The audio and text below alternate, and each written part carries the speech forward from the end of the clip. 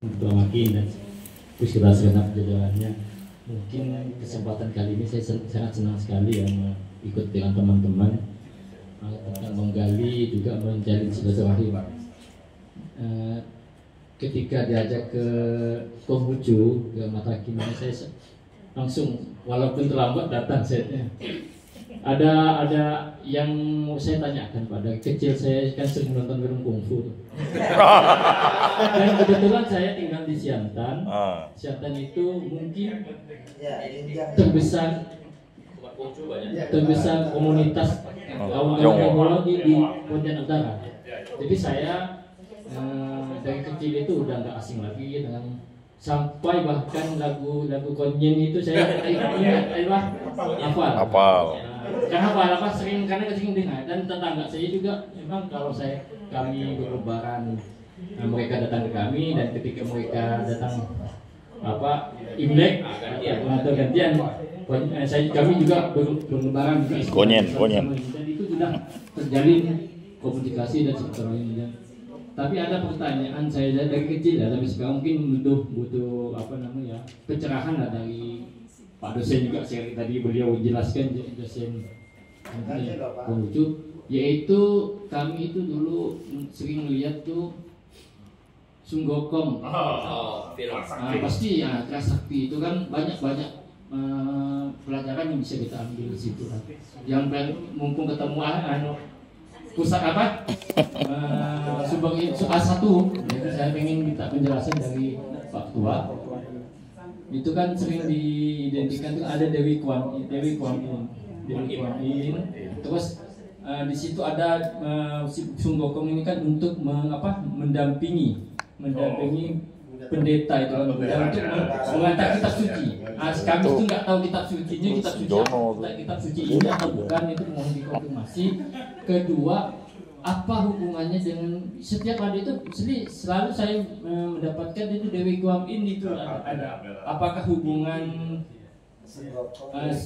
itu kan hanya mitos atau memang betul ada hubungannya? Terus satu lagi, setiap di tempat saya itu ada kelenteng yang besar mungkin ya, yang di Pekong itu. Pekong itu. Nah itu saya mungkin setiap pagi saya numpang juga, saya olahraga situ Pak, jalan. Nah, di situ banyak macam-macam, tapi yang ada patung-patung juga yang mungkin ada berjenis kuda, badan kuda tapi manusia yang lain, itu nanti mohon dijelaskan juga biar kami juga paham lah bagi pengetahuan kami. Dan yang satu lagi tentang pagoda, itu kami sering nonton film kungfu juga, itu tetap ada film pagoda yang 8 tingkat itu. 8 tingkat kalau nggak salah, mohon dikoreksi. Bisa juga. Itu kami ini ada 8 gitu kan. Jadi mohon penjelasan itu dari Pak Ketua. Itu aja yang dapat saya tanyakan. Terima kasih atas infonya. Mantap. Silakan. Ya, terima kasih Pak. Jadi cerita Sengokong ya. Kita itu Sengokong itu fiksi. Itu tidak benar punya. Tidak ada kejadian yang seperti itu. Tapi yang hebat itu penulisnya memang hebat. Harus kita jempol ya, sehingga orang pun jadi terpengaruh juga ya. Tapi mungkin ada cerita perjalanan itu menuju ke, karena kan India dengan Cina itu kan satu darah saja. Jadi kan memang tahun 2200 sebelum Masehi itu ketika dinasti Han kan berkuasa, dinasti Han 200 sebelum Masehi menjadi 200 Masehi itu ada jalur sutra. Jadi kalau orang Cina itu mau ke India bisa lewat darat. Dia ada jalan sutranya. Itu sudah buka. Kita mulai dari Siddhartha Gautama. Ya, sebetulnya Buddha itu asalnya dari India. Ya, tokoh utamanya adalah Siddhartha Gautama. Itu beliau lahir itu kurang lebih 500 tahun. Dia sebenarnya 7 tahun lebih muda dari Nabi Konghucu. Ya kan sekarang lebih tua Konghucu malah 7 tahun. Kalau bilang sejaman satu zaman lah ya. Nabi Konghucu lahirnya 550 Masehi, berarti kurang lebih 557. 540 sekian. Jadi sekarang kan 2576. Turun ya? Itu kayak itu lah. Tinggal yang Waisak kan jadi ya kan. Waisak 67 ya. 2567 ya. 69 ya. Nah, pokoknya kurang lebih itu lah. 7 atau 7 tahun. Budi. Turun dia. Kalau Nabi Konghucu masih hidup umurnya sudah 576 tahun. Ya, kalau Siddhartha Gautama masih hidup berarti umurnya 2569. Ya, kan gitu. Satu zaman. Asal usulnya kan Siddhartha Gautama bapaknya raja itu kan Hindu. Sebetulnya Hindu dan Buddha itu sama dengan Konghucu dengan Tao. Ya, itu masih satu induk. Nggak ada pertentangannya ada sebetulnya, karena ada sebagian juga kitab dari Buddha itu dari Hindu kalau tidak salah. Ini cerita kawan saya yang Pak Putu. Pak Putu kan orang Hindu. Nah, beliau, saya biasa dapat penjelasan dari beliau, ini sekilas saja. Lalu masuk, waktu itu belum ada misi penyebaran Buddha ke Cina. Penyebaran Buddha itu baru abad ke-7. Tapi kalau diperkirakan juga 200 sebelum Masehi bisa saja terjadi person. Mungkin orang Buddha masuk ke Cina, tapi kayak kita nih pergi, tapi bukannya beragama. Jadi orang yang beragama Buddha tapi masuk ke Cina, ya kan, pada tahun 200 sebelum Masehi mungkin sudah ada, karena sudah ada jalurnya, ada jalan daratnya.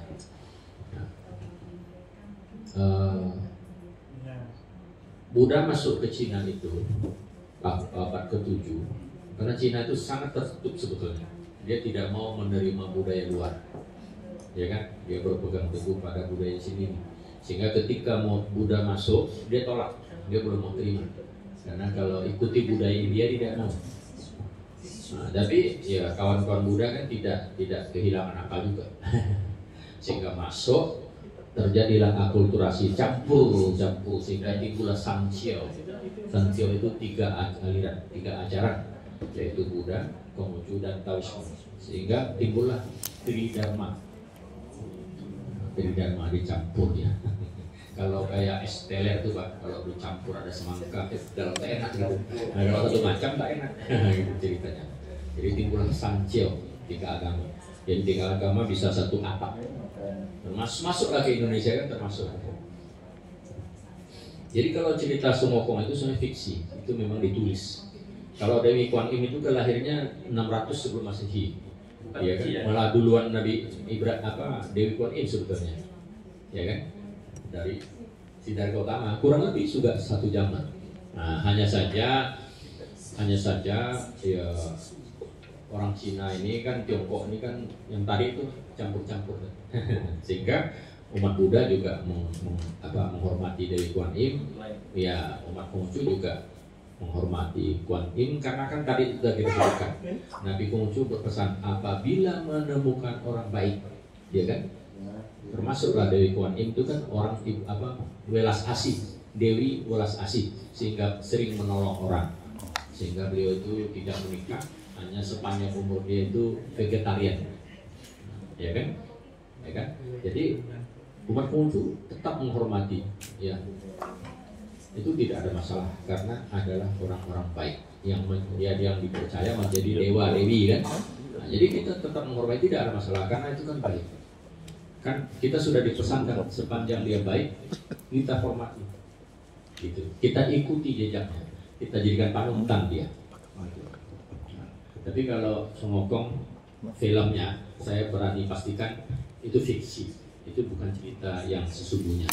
Hanya keempat karakter itu orang Cina itu hanya menggambarkan manusia itu kan tentang karakter itu, ya kan? Dia pandai tapi dia nakal, bukan main kan gitu lah. Nah, gitu lah. Yang Cupak Kai itu yang babi itu, nah, dia juga suka makan. Dengan perempuan. Dia suka. Manusia gambaran karakter manusia. Yang satunya itu menurut yang Aceh, tapi kan dia baik tapi dia menurut, tapi dia tak pintar-pintar amat, gitu. Something. Ya kan? Nah, kalau si Tong Sang Chong itu kan beda dia karakternya, dia baik, tokoh agama itu intinya keempat itu menggambarkan karakter manusia sebetulnya. Ya. Jadi artinya kalau kita Samcong walaupun dia baik, dia bagaimanapun, tapi dia tanpa membantu yang ini kan tidak bisa. Jadi harus ada saling membantu, harus ada kerjasama yang baik. Tapi yang terlalu nakal ini juga dikendalikan, Pak. Jadi kalau Bapak jadi nanti jadi bupati atau jadi wali kota, hati-hati dengan wakilnya. Nah, itu istilahnya, Pak. Ini kan dia satu sama-sama begini. Nah, kalau di kantor kami itu ini ada cerita apa ada ya? Ini kalau ngomong-ngomong kan tidak bicara siapa-siapa.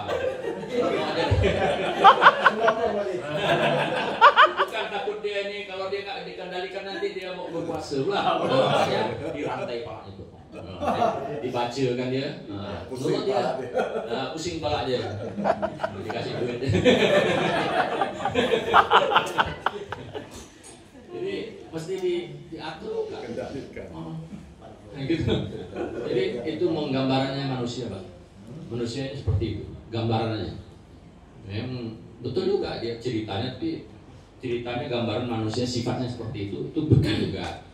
Ya, tapi filmnya itu fiksi, hiburan.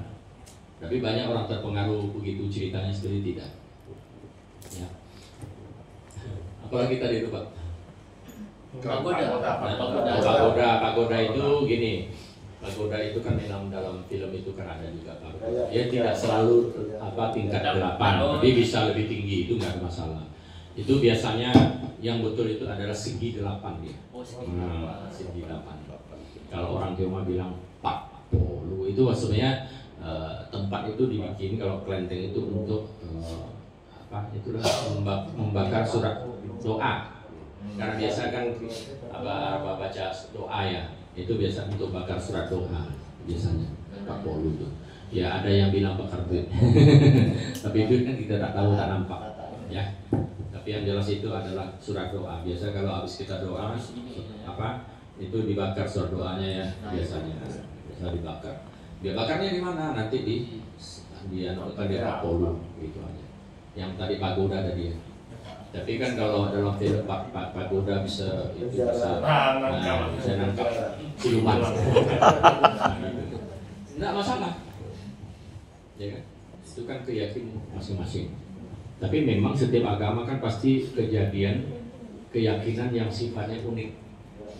Tapi saya perlu jelaskan bahwa sepanjang hidup Nabi Konghucu itu tidak pernah menggunakan mukjizat. Artinya tidak menggunakan ilmu. Yang beliau didik adalah hatinya manusia. Artinya manusia itu didik hatinya. Nggak bisa pakai yang aneh-aneh, nggak bisa, dia harus hati. Mulai dari dia berbakti kepada orang tua, masyarakat, bangsa dan negara. Ya, harus rendah hati.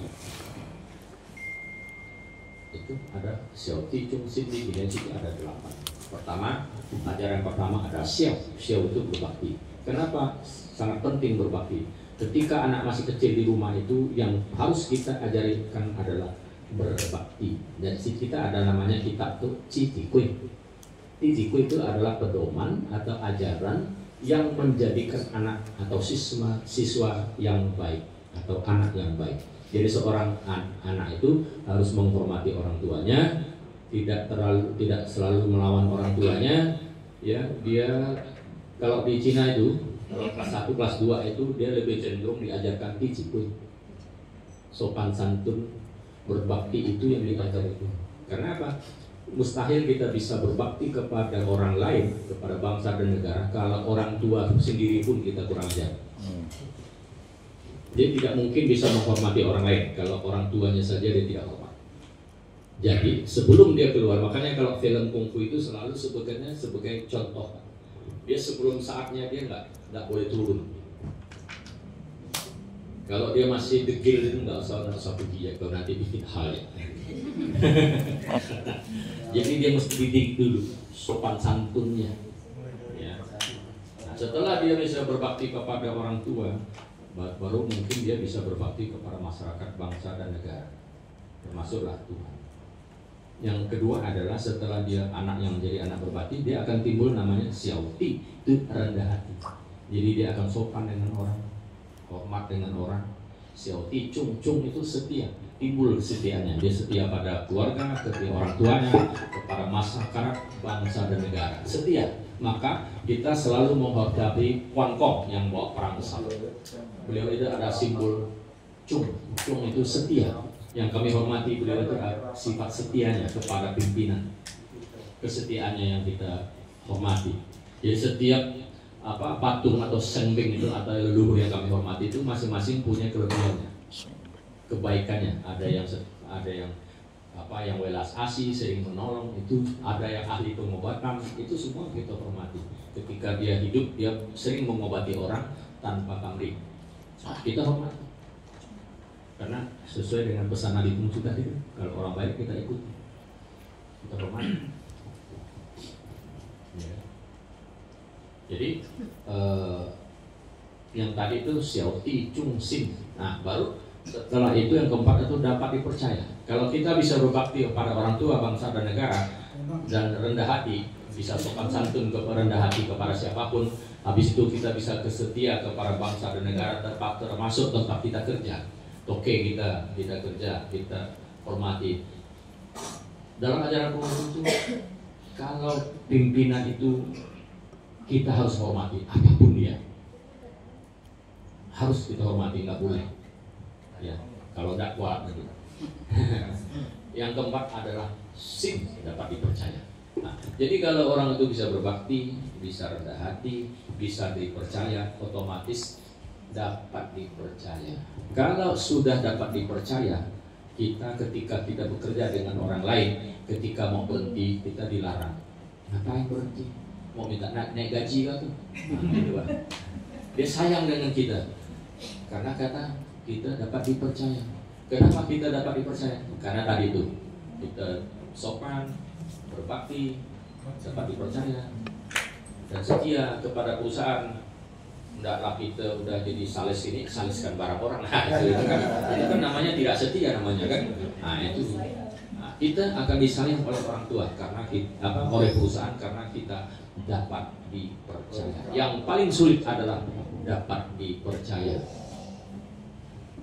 Maka dulu ketika ada raja muda itu konsultasi dengan Nabi Konghucu bagaimana untuk supaya negara itu bisa makmur, sejahtera dan makmur. Beliau bilang lengkapkan alat persenjataan perang. Kalau dulu kan zaman dulu kan perang, ya kan, perang antara negara. Supaya dia kuat persenjataan itu. Sama sekarang nih, kalau dia senjatanya kuat tak berani dilawan, betul gak? Nah itu maksudnya aman. Keamanan itu penting dengan persenjataan militer. Yang kedua apa? Ekonomi. Nah, kuat militernya kan, ekonominya kuat. Yang ketiga apa? Kepercayaan rakyat. Jadi kalau negara itu baru bisa maju, bisa makmur, bisa sejahtera apabila keamanannya cukup, ekonominya cukup, kepercayaan rakyatnya ada, dukungan dari rakyat. Lalu dia ditanya, jika suatu hari tiga macam itu sudah lengkap dan terjadi masalah, mana yang harus kita buang? Beliau bilang, buang alat senjata itu, nggak usah pakai yang perang-perangan, karena ekonomi sudah ada, kepercayaan rakyat sudah ada, kita buang senjata. Ditanya lagi sisa dua ini antara ekonomi atau makan dengan kepercayaan rakyat, mana yang harus dibuang kalau terjadi masalah? Beliau bilang, buang saja makanan itu. Karena apa? Makan dari dulu tidak ada orang mati kelaparan, tapi kepercayaan yang dibuang. Kalau kepercayaan dibuang, habis kita. Kalau kepercayaan rakyat kita pegang, walaupun kita susah, kita masih bisa bertahan. Kita bisa cari makan sama-sama. Kalau kepercayaan rakyat, maka banyak pemimpin yang jatuh itu karena kepercayaan rakyat tidak ada. Ya, boleh senjatanya kuat, tapi kepercayaan rakyat tidak ada, demo di mana-mana habis juga. Kuncinya adalah kepercayaan, itu yang sangat penting. Jadi dalam ajaran Konghucu begitu. Ya. Kita boleh kuat senjata, tapi kepercayaan ada nggak bisa. Ekonomi, duit banyak, tapi belum tentu orang mau ngambil kasih duit. Enggak semua orang mau dikasih duit. Kalau ketinggalan mau duit, nah pusing Pak gitu. Urusan tak selesai. Nah gitu. Saya pikir begitu Pak. Nanti disuruh panjang nanti. Ngantuk sekali lagi ngopi.